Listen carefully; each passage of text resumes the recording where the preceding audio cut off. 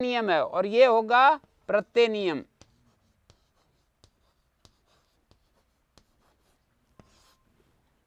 ठीक हो गया। दो रहेंगे गुरुजी, कहीं पे प्रकृति नियम, कहीं प्रत्यय नियम, कहीं नियम। सब जगह ही तो करते हैं ना। जैसे वो सूत्र पढ़ा था हमने, अन्धात्मपदम। तीन है ना, जैसे कहीं दो तो मिलेंगे कहीं ना कहीं पे, जैसे यहाँ प्रकृति नियम नहीं हो रहा है क्योंकि प्रकृति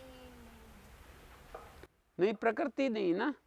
ज्ञाप प्रातिपदिक से एकत्व में एक वचन नहीं होता है या एकत्व में ही एक वचन होता है, हैं?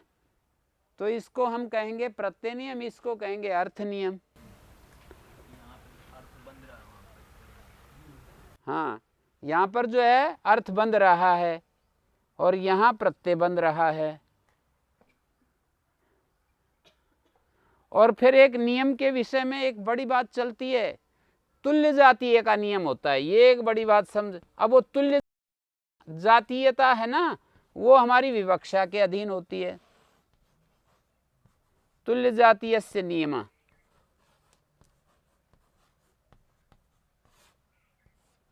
तुल्य जातीयता जो है ना, वो कितनी उसकी सीमा बनाए, ये हमारी विवक्षा होती है। जैसे मैं यूं कहूं कि इसमें लाल कोठी में ब्रह्मचारिणी ही रहेंगी, अब ये तुल्य जाति की दृष्टि से नियम होगा।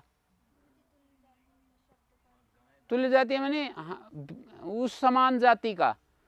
अब गाय जो है वो भिन्न जाति की होगी, उनकी बात नहीं समझी जाएगी।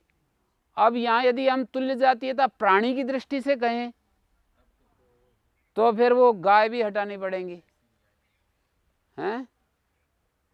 तो इस तरह से वो सीमा जो है ना, वो विवक्षा के अधीन चलेगी, हैं? हम यूं कहें कि प्रातिपदिक से कर्म के एकत्व में ही एक वचन होता है, प्रातिपदिक से कर्म के एकत्व में ही एक वचन होता है, तो इसका मतलब ये हुआ कि जहां एकत्व आदि नहीं है वहां तो होगा ही नहीं। कर्म के एकत्व में एक वचन ही होता है, कर्म के द्वित्व में द्विवचन ही होता है, कर्म के बहुत्व में बहुवचन ही होता है। तो जो अर्थ का यदि नियम कर दें, हम अर्थ को बांध दें, एकत्व द्वित्व बहुत्व को बांध दें, तो प्रत्यय तो खुले हैं, तो प्रत्यय उससे भी हो जाएंगे। प्रत्यय किस में हो जाएंगे? अर्थ रहित जो शब्द हैं उनसे भी आ जाएंगे। प्रातिपदिक से एकत्व में ही एक वचन होता है, एकत्व में एक वचन ही होता है, ऐसा अर्थ करेंगे ना। जब ऐसा अर्थ करेंगे तो इसका मतलब है जिसके साथ हेव लगा है वो खुला है, एक वचन खुला है, द्विवचन खुला है, बहुवचन खुला है, तो वो अर्थ रहित से भी आ जाएगा। अर्थ को तो हमने बांधा है, एकत्व में एक वचन ही होता है, तो अर्थ को तो बांध दिया, प्रत्यय को नहीं बांधा। प्रत्यय को नहीं बांधा तो प्रत्यय तो कहीं भी आ सकता है। उच्चई, उच्चई में एकत्व नहीं है, द्वित्व नहीं है, बहुत्व नहीं है। अर्थ का अर्थ यहाँ पे एकत्व द्वित्व बहुत्व तीन है। हाँ, अर्थ का मतलब तो एकत्व द्वित्व बहुत्व ही है, तो अर्थ रहित से भी आ जाएगा, अर्थात एकत्व द्वित्व बहुत्व से भी रहित से भी आ जाएगा। जब एक वचन को हमने खुला रख दिया और जब हमने एक वचन को ही बांध दिया तो फिर अर्थ रहित से नहीं आ सकता है। अर्थ नियम पक्ष को मान लेंगे, हैं? समाधान ऐसे किया, फिर बोले समाधान हम जो है इसमें भी कर सकते हैं, प्रत्यय नियम में भी। प्रत्यय नियम में क्या होता है? एकत्व में ही एक वचन होता है, तुल्य जातीय की अपेक्षा से नियम होता है। एकत्व में ही एक वचन होता है, न कि द्वित्व में, न कि बहुत्व में। द्वित्व में ही द्विवचन होता है, ना कि एकत्व में, ना कि बहुत्व में। बहुत्व में ही बहुवचन होता है, ना कि एकत्व में, ना द्वित्व में। तो ये तुल्य जाति की अपेक्षा से नियम होगा। जो संख्या रहित हैं उनके बारे में तो ये मौन है सूत्र, तो वहां ये नियम नहीं करेगा। नियम नहीं करेगा इसका मतलब है वहां व्यावृत्ति नहीं करेगा। नियम माने व्यावृत्ति, वहां व्यावृत्ति नहीं करेगा, वहां चुप रहेगा। उनके लिए कुछ कहेगा नहीं। यदि वहाँ कुछ पाता है तो होता रहेगा। ये नियम का मतलब व्यावृत्ति करना, नियम का मतलब हटाना है। जब हम प्रत्यय नियम कर रहे हैं तो प्रत्यय का निर्धारण कर रहे हैं, प्रत्यय की व्यावृत्ति कर रहे हैं। कहाँ पर? प्रत्यय नियम में प्रत्यय की व्यावृत्ति कर रहे हैं। कहाँ पर? जहां एकत्व द्वित्व बहुत्व नहीं है वहां पर।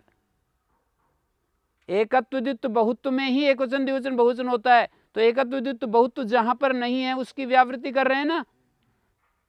प्रत्यय नियम में सुअवजस नहीं आ सकते अव्यों से, प्रत्यय नियम में सुअवजस नहीं आ सकते अव्यों से। वहां एकत्व द्वित्व है ही नहीं, पता ही का मतलब है ही नहीं, है ही नहीं तो नहीं आ सकते। एकत्व द्वित्व बहुत्व होने पर ही आएंगे। तो फिर उत्तर देते हैं कि नहीं जी, तुल्य जातीयापेक्ष नियम होते हैं।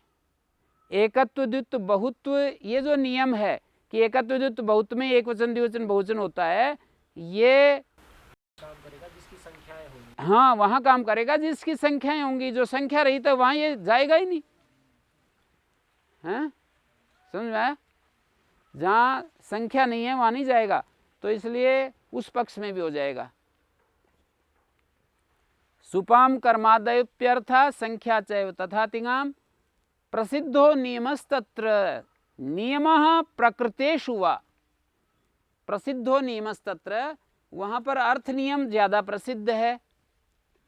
अर्थ नियम प्रसिद्ध है तो अव्यय जो हैं वो अव्यय जो हैं उनसे भी एकवचन द्विवचन बहुवचन आ जाएगा। अर्थ पक्ष में क्यों आ जाएगा? अर्थ नियम पक्ष में हम अर्थ का नियम कर रहे हैं, प्रत्ययों का नियम नहीं कर रहे।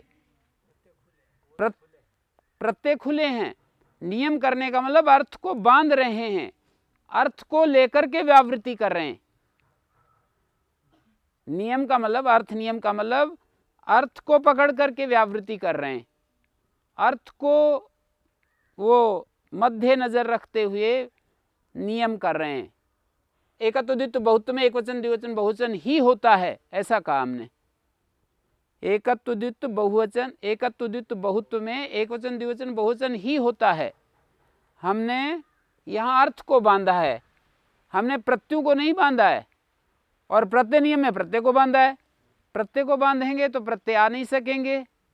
कहाँ नहीं आ सकेंगे? अर्थ रहित में। उसका उत्तर देते हैं तुल्य जातीयापेक्ष नियम होते हैं,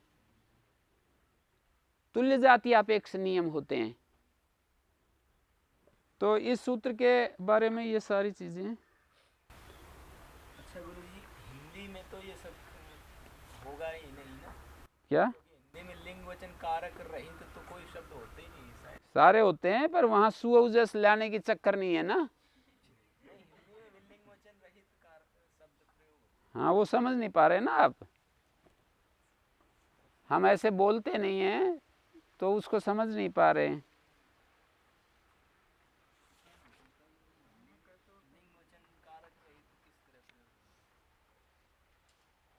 तो ऐसे बोला नहीं जाता ना, यहाँ तो पता चल जाता है तुरंत। संस्कृत में सुअवजस आदि का प्रयोग और लिंग बोधक प्रत्यय का प्रयोग, वो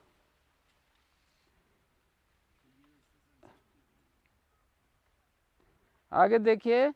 कर्मादयोप्यपरे विभक्ति नाम अर्थवाच्या तदीय बहुत्वे बहुवचनम कर्मादिषु बहुषु बहुवचनम इत्यर्थ ब्राह्मणा पठन्ति। आगे पढ़िए। कर्मादयोपि अपरे, अपरे मानी दूसरे कर्मादि भी अर्थ हैं।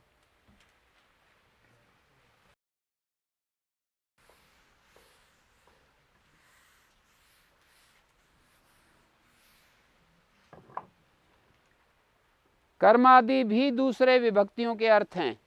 वाच्या का मतलब है अर्थ कहने योग्य होते हैं, उनके बहुत्व में बहुवचन होता है, अर्थात कर्मादि के बहुत्व में बहुवचन होता है, ये तात्पर्य है। जैसे ब्राह्मणा पठन्ति, यहाँ पर ब्राह्मणा पठन्ति में जो ये जस आया है किसके उसको आया है? कर्ता के बहुत्व को कहने के लिए बहुवचन आया है। पठन्ति क्रिया के द्वारा कर्ता का अभिधान हो रहा है। ये जो जी है ना, इसको कह रहा है। कर्ता के बहुत्व को कहने के लिए जस आ गया। तदीय बहुत्वे बहुवचनम तदीय किमीये। प्रश्न जो है ना, तदीय शब्द से प्रश्न उठेगा।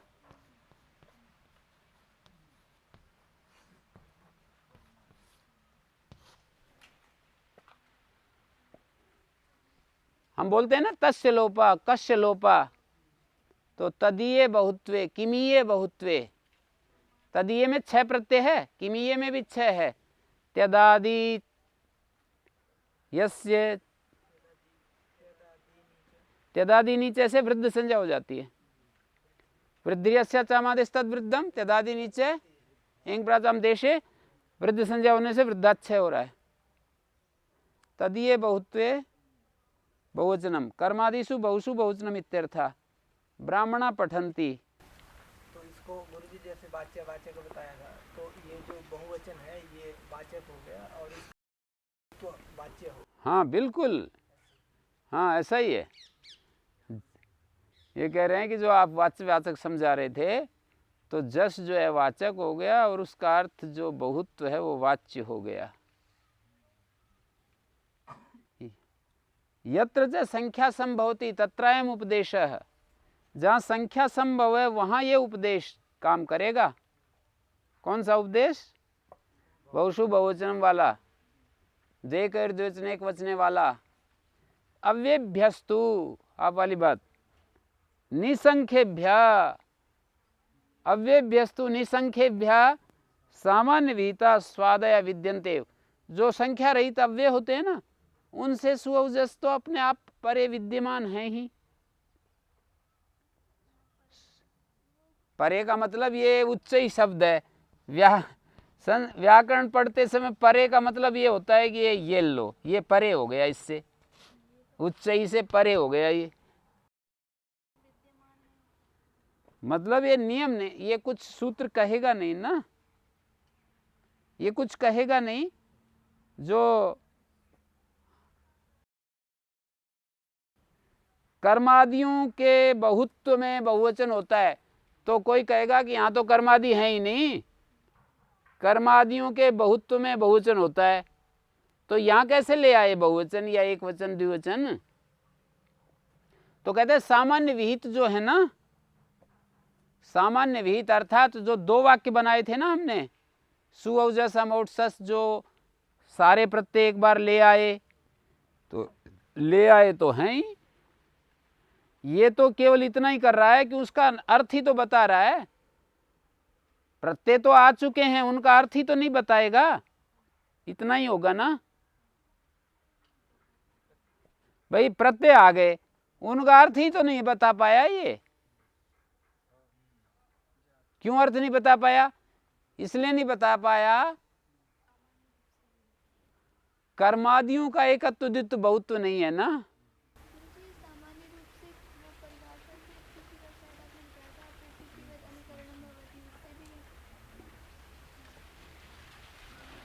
मतलब ये दिखाना चाह रहे हैं। हाँ वो तो ठीक है, वो ठीक है, पर मतलब यहाँ पर जो बात कह रहे हैं, कर्मादयोपि अपरे विभक्ति नाम अर्थवाच्या तदीय बहुत्व बहुवचनम कर्मादिषु बहुषु बहुवचनम इत्यर्थ। ये जो पंक्ति लिखी है काशिका में, कर्मादि दूसरे विभक्तियों के अर्थ हैं और उसके साथ एक वाक्यता है, माने 2 वाक्य बन गए। बहुषु बहुवचनम स्वतंत्र वाक्य नहीं है, बहुषु बहुवचनम 2 सूत्रों का एक सूत्र हो रहा है। कौन कौन से 2 सूत्रों का एक सूत्र? कर्मणि द्वितीया प्रकरण वाले सूत्र तथा बहुषु बहुवचनम द्वेकर द्विवचन एक वचन। इन दोनों सूत्रों की एक वाक्यता है।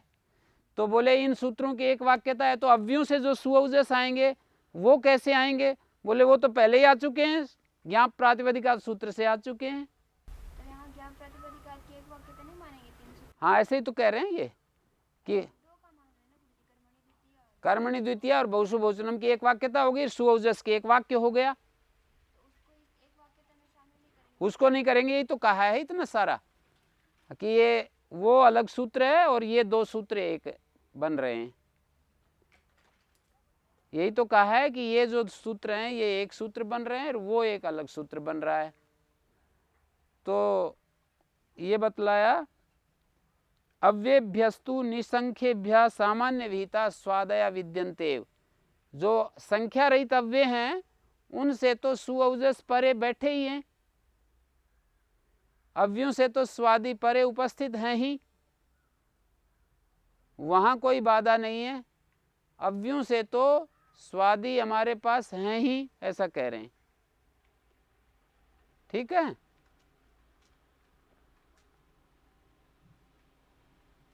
तो यत्र च संख्या संभवती, जहां ये संख्या संभव है वहीं ये उपदेश है। कौन सा उपदेश?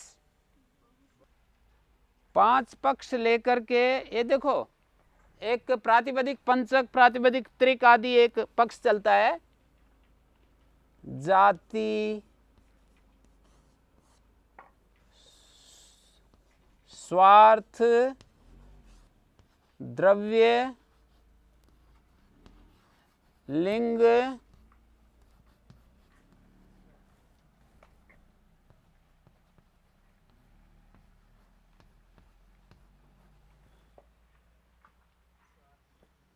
हैं?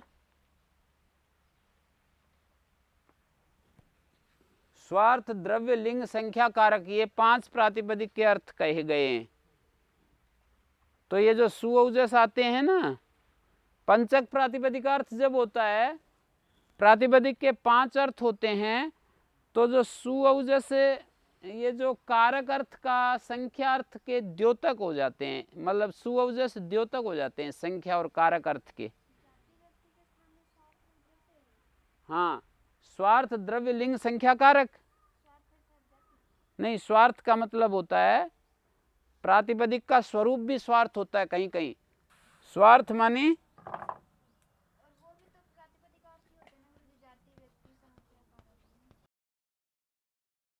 स्वरूप, जाति, गुण, क्रिया, द्रव्य, संबंध, ये हैं सारे स्वार्थ शब्द से। स्वार्थ शब्द के वाच्यार्थ ये होंगे। हाँ, प्रवृत्ति निमित्त, शब्द का प्रवृत्ति निमित्त स्वार्थ है। शब्द के प्रवृत्ति निमित्त इतने सारे हो सकते हैं।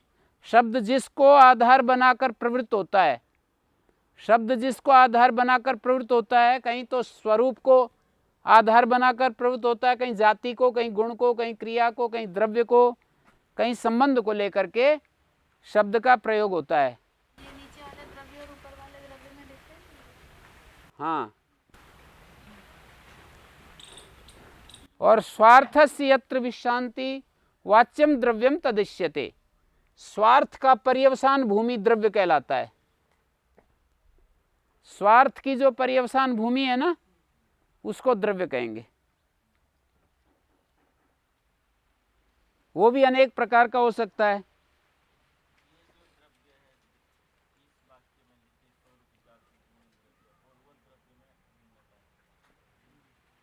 ये तो स्वार्थ शब्द का प्रवृत्ति निमित्त क्या क्या हो सकता है? बोले स्वरूप हो सकता है, जाति अर्थ हो सकता है, गुण, क्रिया, द्रव्य, संबंध हो सकता है। ये जब ये स्वार्थ जिसमें परिसमाप्त होगा उसको यहां ये द्रव्य से कहा जा रहा है। ये वाला जो स्वार्थ है, स्वार्थ मानी शब्द का प्रवृत्ति निमित्त, और ये जिसमें परिसमाप्त होगा वो क्या क्या हो सकता है? जाति हो सकता है, गुण हो सकता है, और क्रिया हो सकता है, द्रव्य हो सकता है, स्वरूप हो सकता है। शब्द का स्वरूप, जैसे तूष्णीम हुआ सूत्र है, तूष्णीम, ये शब्द स्वरूप, त, उ, ष, ण, ई, म, ये जो रूप, स्वरूप का मतलब शब्द स्वरूप।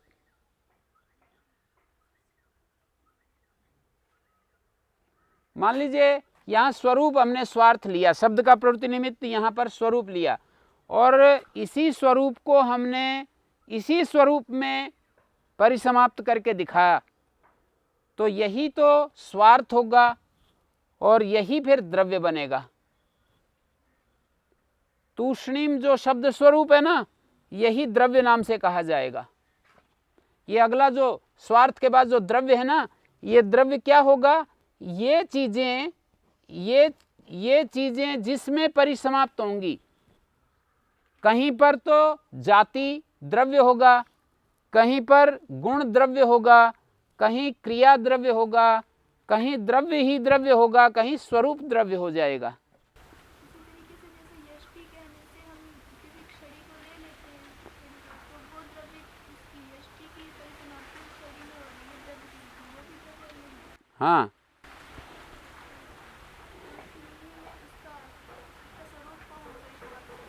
स्वरूप को देख रहे हैं हम, इसलिए स्वरूप ही द्रव्य बन रहा है। यहाँ पंचक प्रातिपदिकार्थ बता रहे हैं ना, तो पंचक प्रातिपदिकार्थ में प्रातिपदिक के 5 अर्थ, प्रातिपदिक के जो 5 अर्थ हैं, देखो एक ये पंक्ति याद रखनी पड़ेगी।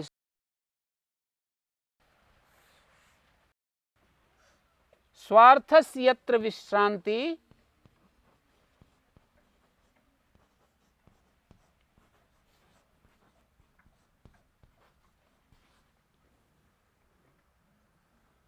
वाच्यम द्रव्यम तदिश्यते, ये बात हो गई।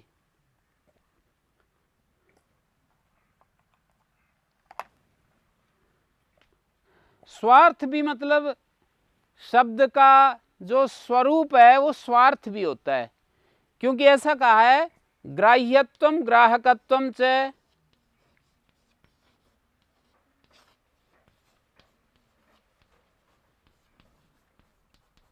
द्वे शक्ति तेजसो यथा।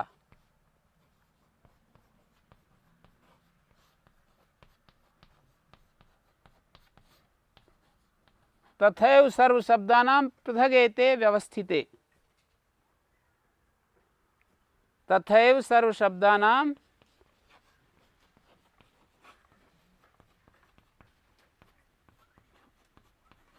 एते पृथग अवस्थिते।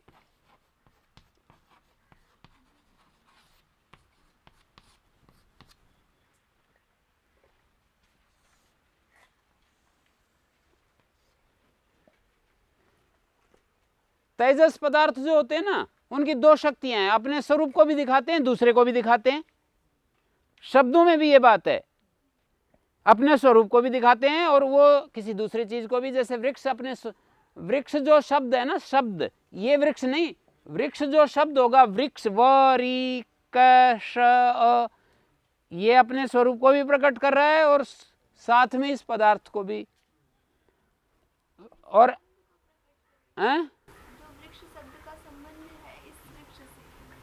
वृक्ष जो शब्द है वो स्वरूप, तो उसका शब्द स्वरूप, और वो जिसमें परिसमाप्त होगा वो कहाँ कहाँ परिसमाप्त हो सकता है? यदि जाति में समाप्त, वृक्ष कहने से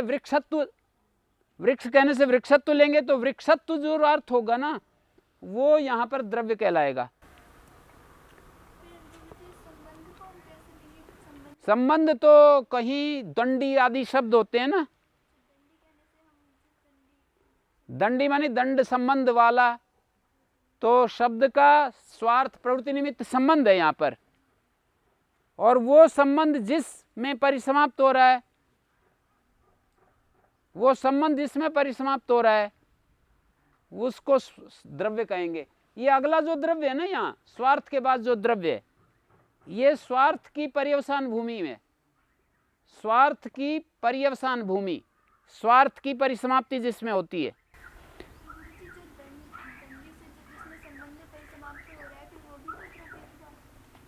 वो भी द्रव्य होने दो, क्या बात है। ऐसा है ना कि अलग अलग इनके उदाहरण देने पड़ेंगे। जैसे किसी शब्द का स्वरूप स्वार्थ है, तो ये स्वरूप इसमें भी हो सकता है परिसमाप्त, इसमें भी हो सकता है, इसमें भी, इसमें भी, इसमें भी। ये शब्द का जो स्वरूप है, शब्द का जाति अर्थ लिया हमने स्वार्थ। अब ये जाति जाति जाति में ही परिसमाप्त करके दिखा रहे हैं या गुण में या क्रिया में द्रव्य में, किस में दिखा रहे हैं ये देखना पड़ेगा। शब्द का स्वार्थ यदि गुण है और ये गुण किस में परिसमाप्त करके दिखा रहे हैं, शब्द का स्वरूप क्रिया है तो इसको किस में परिसमाप्त करके दिखा रहे हैं, शब्द का स्वरूप द्रव्य है और द्रव्य को परिसमाप्त किस में दिखा रहे हैं, शब्द का स्वरूप संबंध है, ये संबंध किस में परिसमाप्त करके दिखा रहे हैं, जिसमें समाप्त करके दिखाएंगे उसको द्रव्य कहेंगे। द्रव्य के साथ लिंग संख्या कारक। प्रातिपदिक के 5 अर्थ हैं तो संख्या कारक जो प्रत्यय के द्वारा द्योतित किए जाएंगे, और यदि 3 प्रातिपदिक के अर्थ हैं तो संख्या और कारक प्रत्यय के द्वारा वाच्य रूप से कहे जाएंगे। एक द्योतन और एक वाच्य, 2 पक्ष चलते हैं ना, द्योतक वाचक। सुअवजस के द्वारा एकत्व द्वित्व बहुत्व कर्मत्व करणत्व आदि जो अर्थ हैं वो सुअवजस के द्वारा कहे जाते हैं या केवल प्रकाशित किए जाते हैं। वही बात है, जैसे कुमार के अंदर ही यदि स्त्रीत्व अर्थ है तो गीप के द्वारा द्योतित किया जाता है, और यदि कुमार केवल पुल्लिंग को कहता है तो गीप उसका वाचक होगा। उपसर्ग धातु के अंदर अर्थ को यदि प्रकाशित करते हैं तो द्योतक बनेंगे उपसर्ग, और धातु के अंदर अर्थ को कहते नहीं बल्कि अपने अर्थ को कहते हैं तो वाचक बनेंगे।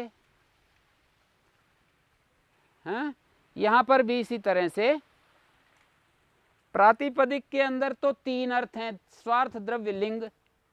संख्या कारक प्रत्यय के द्वारा कहा जाता है तो ये वाचक पक्ष बनेगा। प्रातिपदिक के अंदर ही 5 हैं, प्रत्यय आकर केवल उसको प्रकाशित कर देगा। प्रकाशित करने की भी सामान्य चीज थोड़ी है। विद्या, जैसे श्री अरविंद जैसे लोग ऐसे मानते हैं कि मनुष्य के मन में ही सारी चीजें मौजूद हैं, पर ये जो शिक्षा है, गुरु हैं, शास्त्र हैं, ये उस मन में निहित शक्तियों को प्रकाशित करते हैं, तो उसका अपना रोल है ना। यदि बीज में सारी शक्तियां हैं पर धूप पानी मिट्टी नहीं मिलेगी तो प्रकाशित कैसे होगी। बीज में सारी शक्तियां हैं वृक्ष बनने की,